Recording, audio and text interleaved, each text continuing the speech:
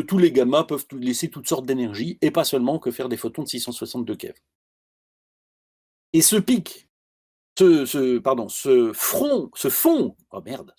palier Compton, ce fond Compton, oui, là, il l'appelle palier, excusez-moi, je l'appelle fond Compton. Ce palier Compton, espèce d'étendue, ça a grimpé, on se demande pourquoi, où il y a toutes sortes de phénomènes, eh bien, débute l'énergie de masse de l'électron M0C2, l'énergie relativiste de l'électron, démarre par un front, une montée, que l'on prend à la moitié de la montée, puisque en fait c'est le départ de l'énergie, donc ça va être une raie, donc l'équivalent d'une raie, d'une énergie moyenne en quelque sorte, qui démarre à la mi-hauteur du front Compton, et dont vous avez l'énergie par calcul de la collision Compton relativiste. À savoir 2 alpha sur 1 plus 2 alpha E gamma. Avec alpha étant E gamma sur M0C2, la masse au repos de l'électron. E gamma, votre photon de 662 keV, sur M0C2, qu'est-ce que c'est qu'un électron au repos? Quelle est sa masse? Quelle est son énergie au repos d'un électron M0C2? 511 keV. 0,511 MeV. 511 000 électronvolts. Donc vous avez alpha, vous avez gamma, vous pouvez faire 2 alpha sur 1 plus 2 alpha, et vous vérifiez si votre étalonnage est bon, parce que de ce calcul-là, vous sortez une énergie, et si vous regardez le canal à peu près, là, qui doit être le canal, on va dire 1200, c'est pas tout à fait 1250, c'est 1200, le milieu, la mi-hauteur du front Compton, 1250 à la louche, eh bien, vous voyez surgir un équivalent énergétique, un numéro de canal. Vous prenez le numéro de canal et vous voyez surgir une valeur. Dans Y égale à X plus B, dans le X, vous mettez le numéro de canal, vous voyez surgir une valeur en énergie qui va être équivalente à ce calcul de alpha E gamma. Et vous allez certainement très facilement retomber dessus. Ou aux alentours, parce qu'effectivement, vous n'avez pas le curseur qu'il faut pour vous balader sur tout le spectre, mais vous arriverez bien à trouver cette montée-là du spectre par des artifices qui seront les vôtres, ou simplement comme ça empiriquement. Vous pouvez tracer une droite qui moyenne toute la montée comme si c'était une droite, et puis trouver la moitié de la hauteur de cette droite-là. Enfin, vous faites comme vous voulez, hein, vraiment, comme vous voulez. C'est comme ça qu'il faut faire quand on fait de la physique. C'est ça qu'il faut faire, se démerder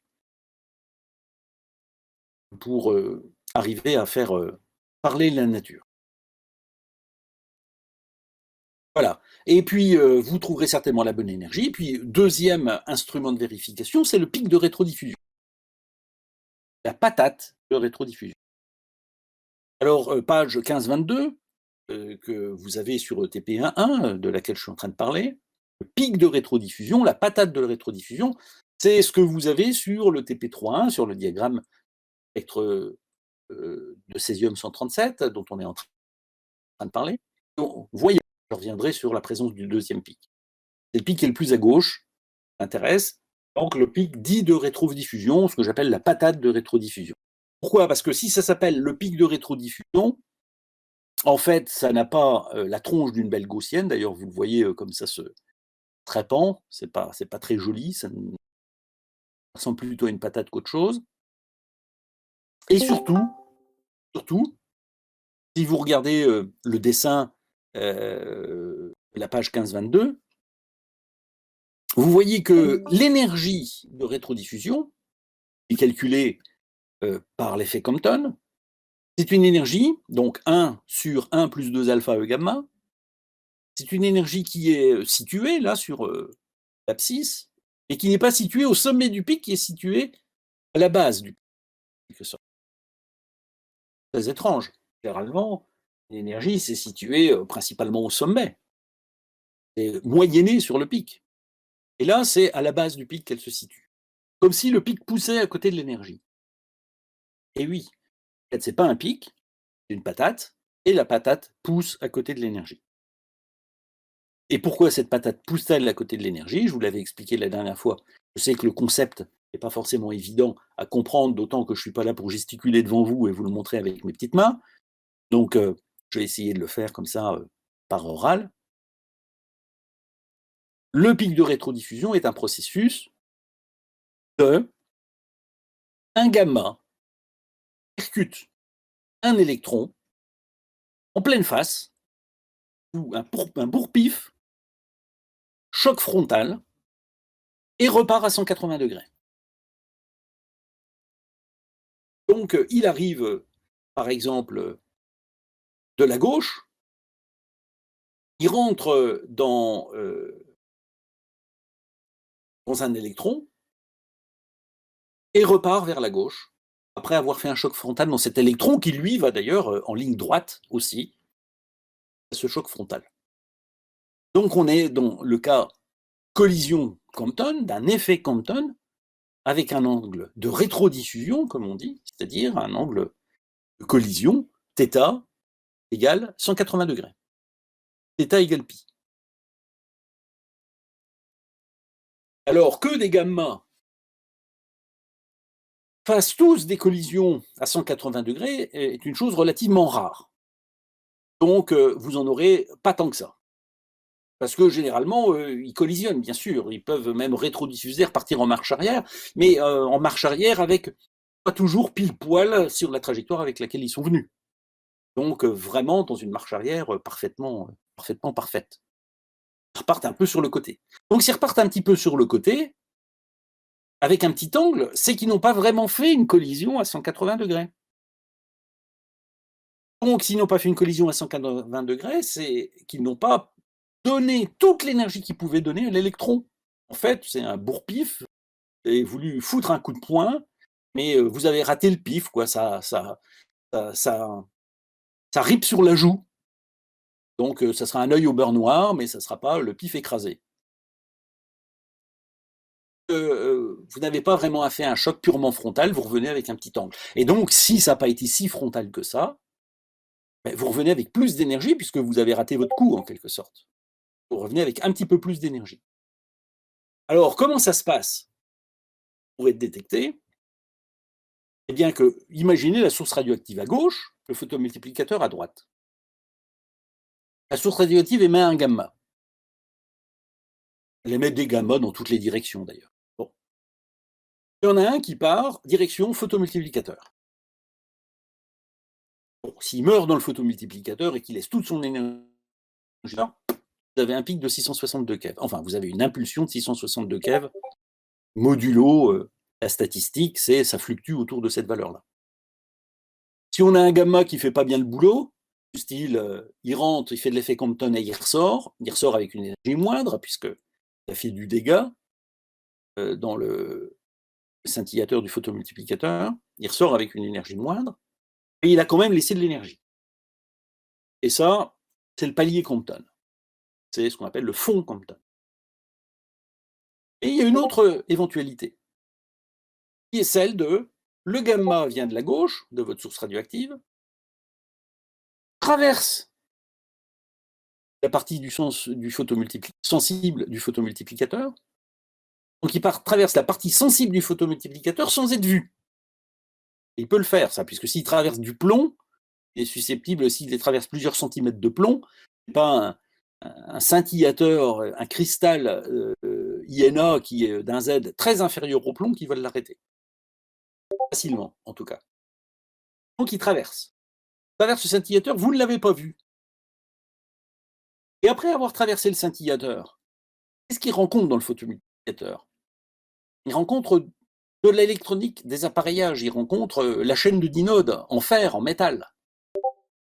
Et là, il peut aussi traverser, puis ressortir du photomultiplicateur, et puis continuer sa course beaucoup plus loin. Mais il peut percuter quelque chose dans la chaîne de dinodes qui est en métal, dans une soudure, dans un transistor, dans un des appareillages qui est à l'intérieur du photomultiplicateur.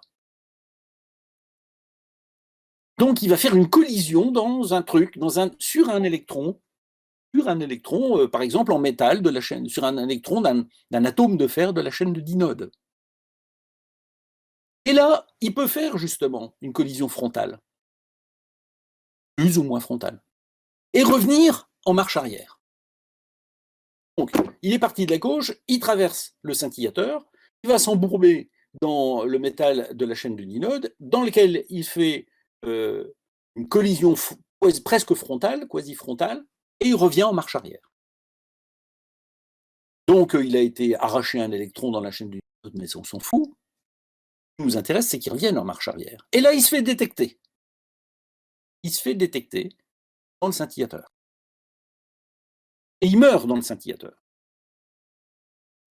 Donc, il laisse son énergie qui lui restait suite à ce choc dans le scintillateur. Et s'il a donc fait un choc frontal, il ne peut plus laisser comme énergie que 1 sur 1 plus 2 alpha E gamma. Parce que le choc était frontal sur un électron.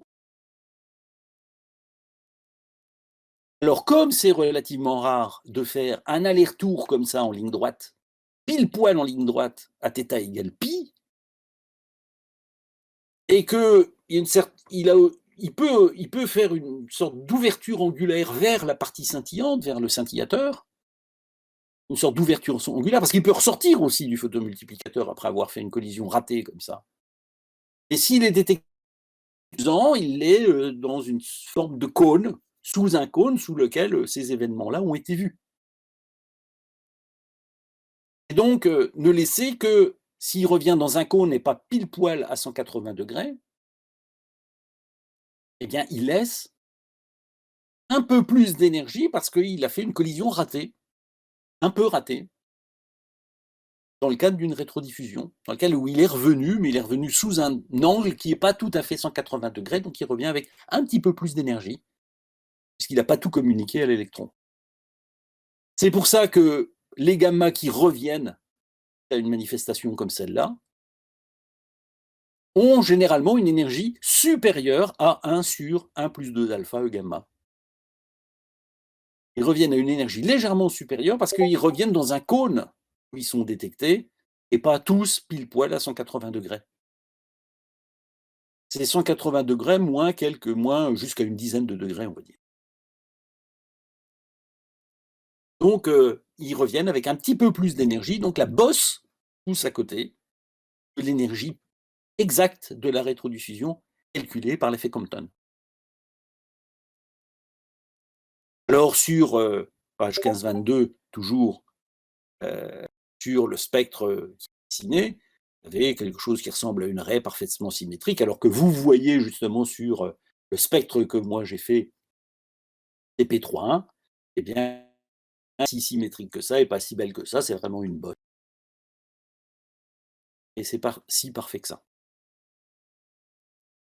Donc vous avez cette fois, sur la base de votre étalonnage, ray X, ray gamma, deux endroits pour lesquels vous pouvez vérifier votre étalonnage, c'est le front Compton et l'énergie de rétrodiffusion, la base de où cette bosse de rétrodiffusion.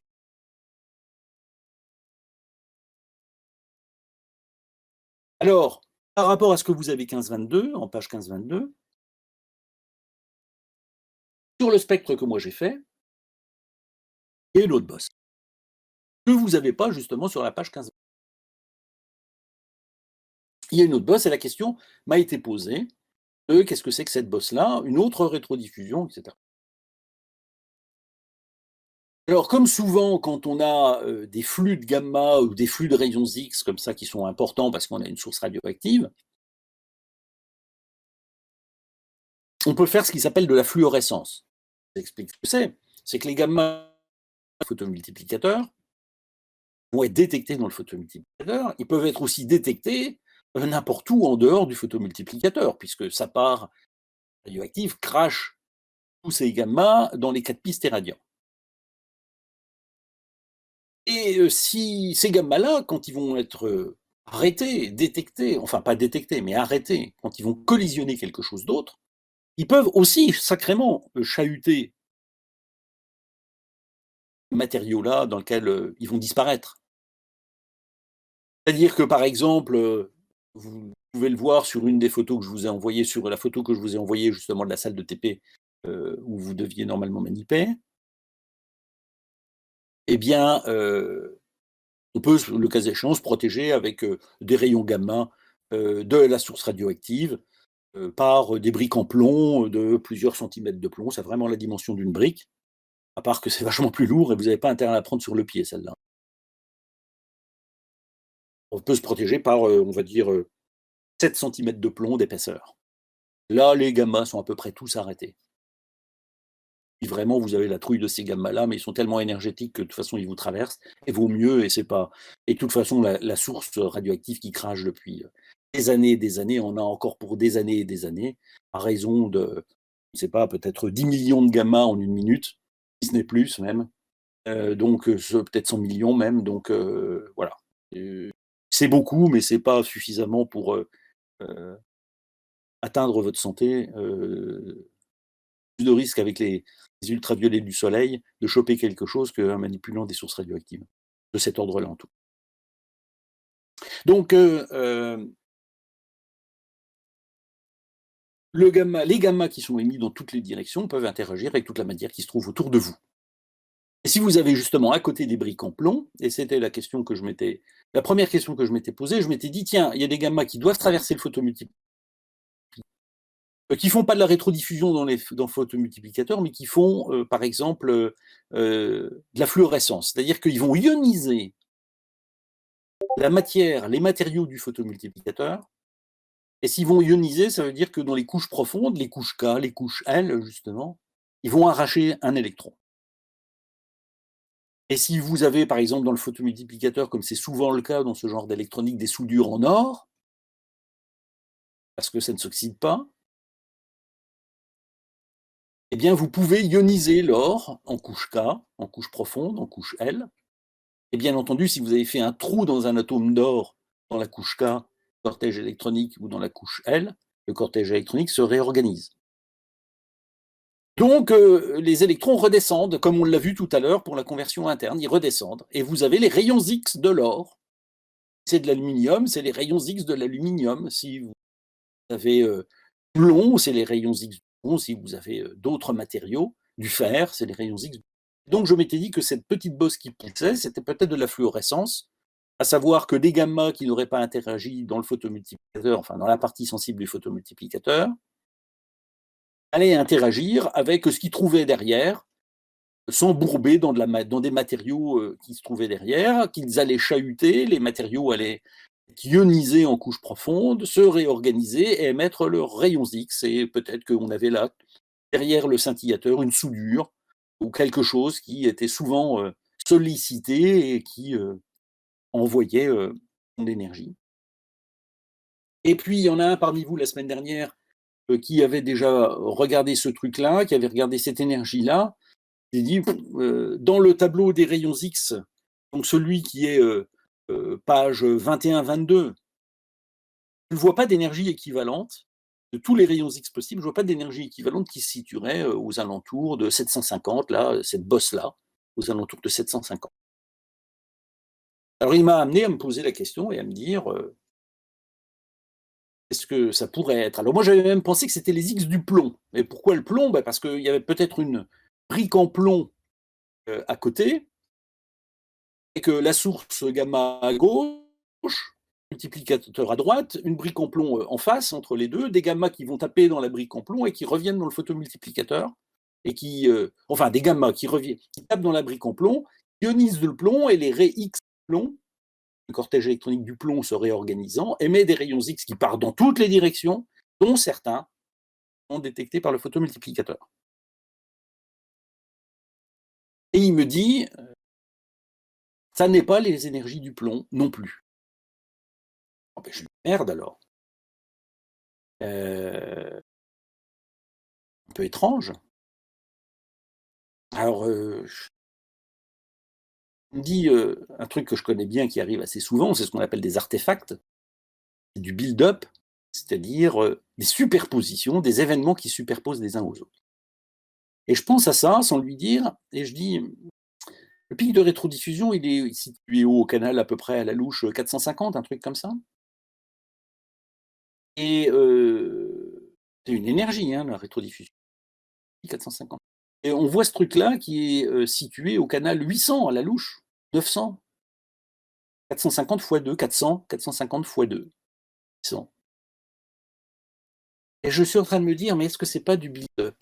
Et je suis en train de repenser à la manière dont j'ai fait la manip. Et je suis en train de me dire que la source radioactive, j'ai dû l'adosser à une brique en plomb. Je l'ai posée contre. Je l'ai posée sur la table, sur sa tranche. Une source radioactive, ça ressemble à une capsule de Coca-Cola. C'est 2 films transparents qui enserrent une sorte de petit postillon, hein, comme vous pouvez en faire pour le coronavirus dont vous parlez. Sauf que vous n'avez pas de coronavirus dans votre postillon, vous avez du matériau radioactif. Donc c'est un petit postillon qui n'est pas plus gros qu'un postillon comme ça, qui est pris entre deux feuilles de plastique, et le tout coincé dans un cerceau, et ça a la dimension d'une capsule de Coca-Cola. Donc c'est transparent, on voit au travers, on peut voir même le postillon, et vous avez quelques microgrammes de matériaux radioactifs de césium qu'on voit à peine, et qui sont enserrés entre deux feuilles de plastique.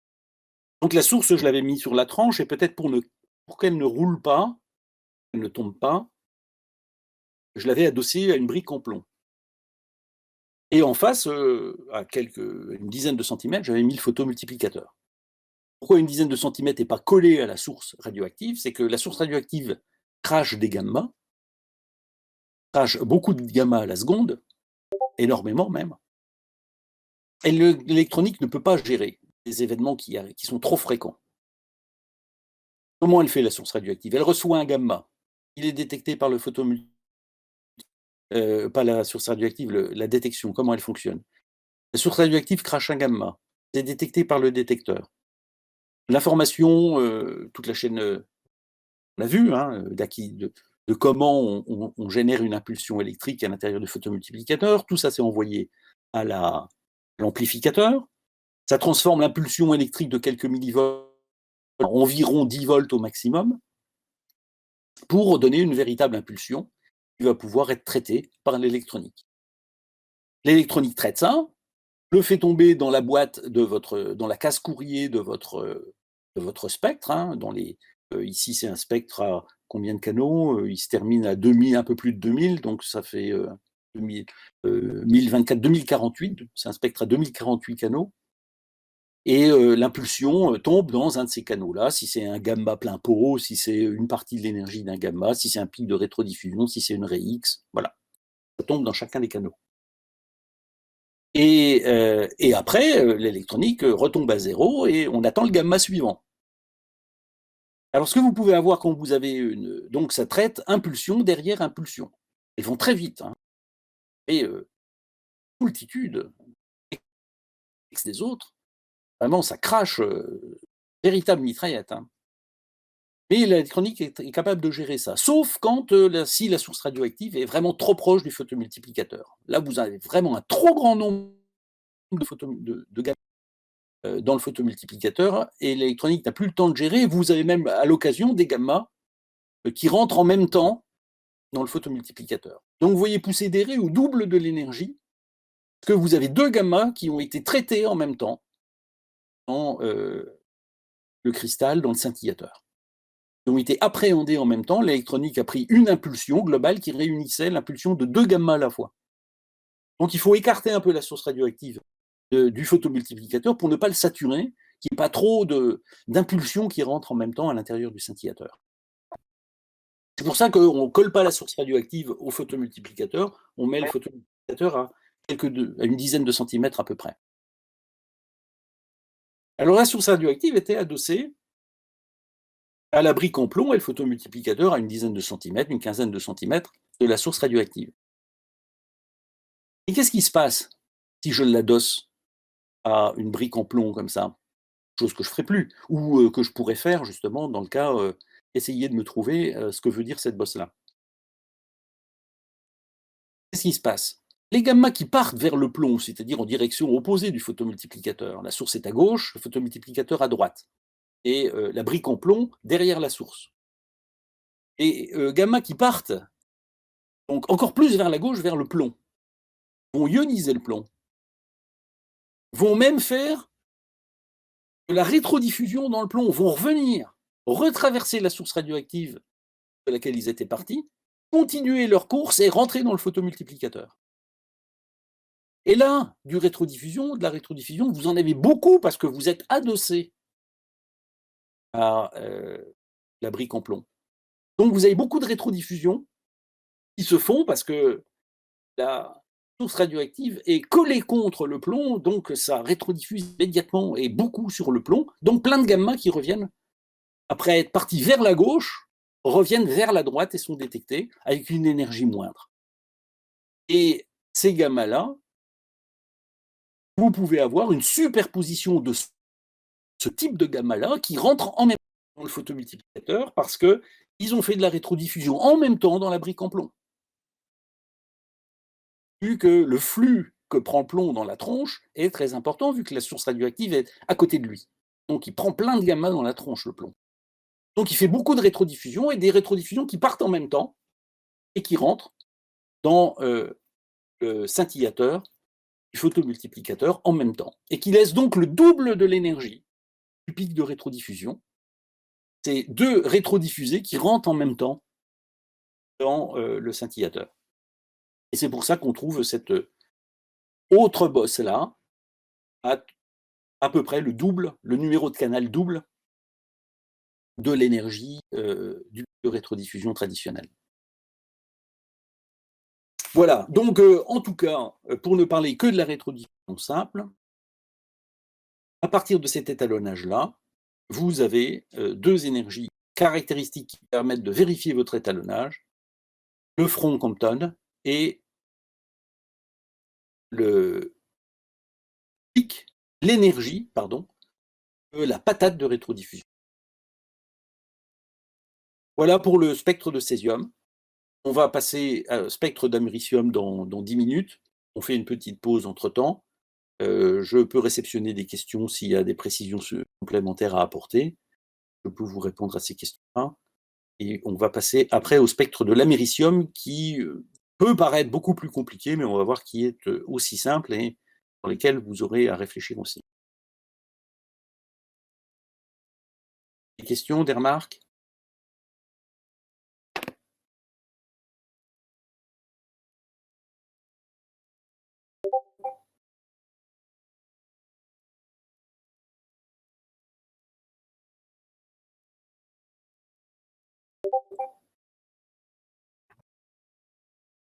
C'est bon?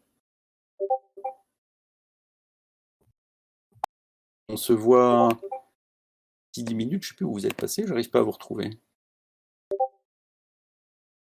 Où est-ce qu'il est le Discord? Vous m'entendez toujours, j'espère? Bien sûr. Ouais, merde, alors j'arrive plus à trouver Discord. Ah, il est... Mais comment ça se fait qu'il